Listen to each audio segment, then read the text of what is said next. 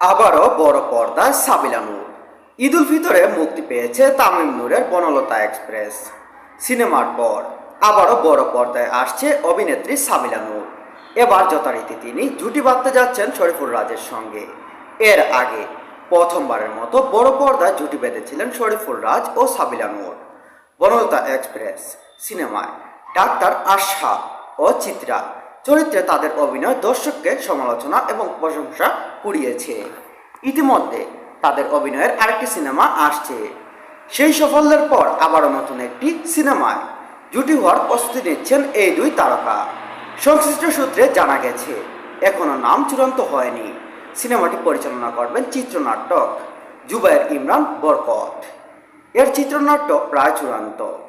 একটি প্রতিষ্ঠিত প্রযোজনা প্রতিষ্ঠান সিনেমাটি প্রযোজনা করবে, যা ইতিমধ্যে প্রায় 3টি সিনেমা নির্মাণ করেছে।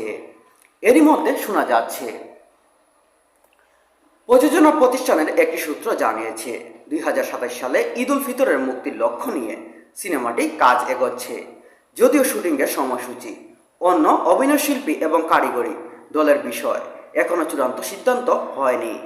সব ঠিক হলে আনুষ্ঠানিকভাবে ঘোষণা দেওয়া হবে। এদিকে সাবিলা নূর আপাতত কিছুদিন কাজ থেকে বিরতি নিয়ে আছেন। পরিবারের সঙ্গে সময় কাটাতে যুক্তরাষ্ট্রে যাচ্ছেন। আগামী মাসের শুরুতে তিনি নিউ ইয়র্কে অবস্থান করবেন।